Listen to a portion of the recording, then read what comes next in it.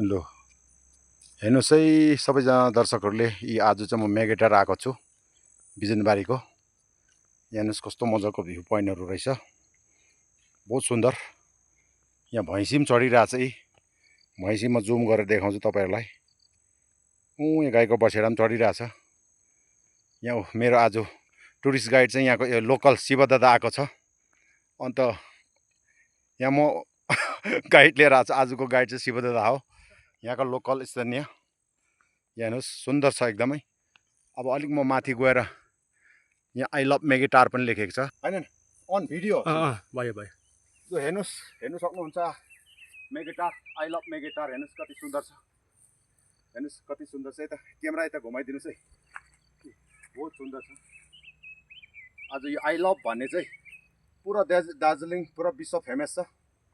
यसको एउटा भ्यालुबल अर्कै छ। हेर्नुहोस् मजाको छ। यसो चारैतर्फ घुमाइदिनुहोस् सुधा, सब दर्शकले हेर्नु सक्नुहुन्छ।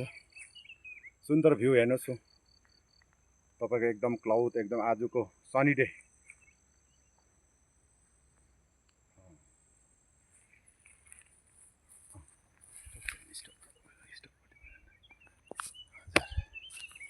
हेर्नुहोस् आई लभ मेगेटार। हेर्नुहोस् शिवदादा, यहाँ हाम्रो टुरिस्ट गाइड। यता जानुहोस् न शिवदादा, तपाईँ पनि यहाँको स्थानीय हो। उहाँ चाहिँ आज मेरो टुरिस्ट गाइडमा आएको छ। म चाहिँ फेरि कुनै कलकत्ता गएन, म पनि दार्जिलिङको लोकल टुरिस्ट हो।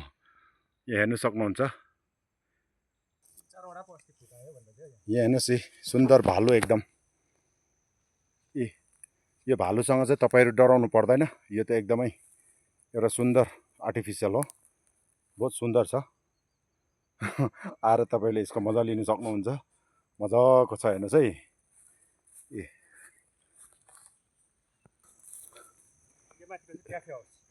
लु हेर्नुहोस् है, यहाँबाट चाहिँ माथि टप लाइनमा जान्छ यो मेगेटारको। तलबाट तपाईँहरूलाई भिडियो गर्दै म उकालो देखाएको छु।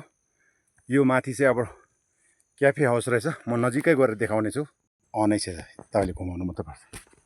हेर्नुहोस् है, मेगेटार चाहिँ एकदम सुन्दर छ है। I am happy today.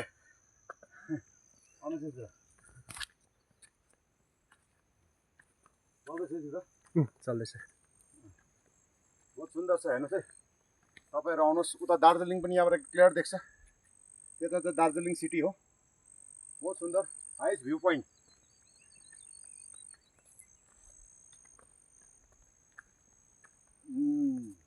यता रिम्बिकहरू, यता रिम्बिक रहेछ, रिम्बिक लोधोमा। यहाँबाट चाहिँ अब चारै तरफको भ्यू पोइन्टहरू देख्नु सक्नुहुन्छ। सन्दकपुर जाने पनि मेन यहीँ रहेछ।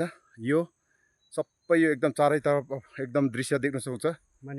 यो माने भान्ज्याङ हेर्नुहोस् कति सुन्दर छ। माने भान्ज्याङ हो, देख्न सक्नुहुन्छ। तपाईँहरू आउनुहोस्, मेगेटार घुम्नु, इन्जोय गर्नुहोस्। अझै फेरि म माथि सान पुगेर देखाउने छु तपाईँहरूलाई। यहाँ चाहिँ अब क्याफे हाउसहरू छ, बहुत सुन्दर। हाम्रो दार्जिलिङमा पनि घुम्ने जग्गाहरू यस्तो मजा मजाको छ, स्विजरल्यान्ड भन्दा पनि हुन्छ। माथि पुरा बनेको छ नि, देख्नुभयो? हजुर हजुर, माथि चाहिँ त्यतातिर राम्रो राम्रो बनिएको रहेछ। कन्याधाम छ, कन्याधाम है।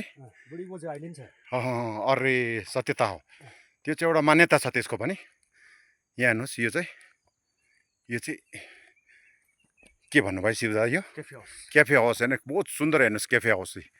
यहाँ हेर सिम्पान्जीजी पनि बसिरहेको रहेछ। अगाडिको उत्तिसको माथि पहिलो पहिलो। हजुर हजुर, टुप्पो पहिलो पहिला। हजुर, त्यहाँ चाहिँ के भन्नुभयो? कन्याधाम, अझै बुढी कन्या छ है। ओहो, यो त एकदमै प्रणाम छ एकदम। एक्लै बस्नुहुन्छ त्यत्रो घनघोर जङ्गल बिचमा। अरे बुढी कन्या है, सत्यता। उहाँको दर्शनमा त सबै जानुहुन्छ होला नि। यहाँ हेर्नुहोस् है, हाम्रो सुन्दर सिम्पाजी बसिरहनु भएको छ। यो झन्डै 500 साल पुरानो होला। यहाँबाट हेर्नु सक्नुहुन्छ क्लियर दार्जिलिङको भ्यू पोइन्टहरू। हेर्नुहोस् हेर्नुहोस्, आजको डे पनि अति सुन्दर छ। सुन्दर हाम्रो दार्जिलिङ। हेर्नुहोस् क्लाउडको उपरको भ्यू एकदम सुन्दर छ। हेर्नुहोस्, यो चाहिँ हो मेगेटार। यो सबै दार्जिलिङको यो हरियो एकदम जति पनि हरियाली छ डल्लै टी स्टेट हो। तपाईँहरूले राम्रो हेर्नुहोस्, यति सुन्दर हाम्रो दार्जिलिङ छ। हेर्नुहोस् यहाँ हेर्नुहोस्, एकदम चाय बगान नै बगानले भरेको, पहाड पर्वतले भरेको सुन्दरता। यो त अब स्वर्गीय भन्दा पनि हुन्छ हामी त गर्व मान्नुपर्छ, हामी चाहिँ एउटा स्वर्गमै जन्मेको छौँ। अर्को जन्ममा पनि हामी यस्तै जग्गामै जन्म लिएर आउनु पाऊँ। म त भगवान्सँग ईश्वरसँग यही प्रार्थना गर्छु।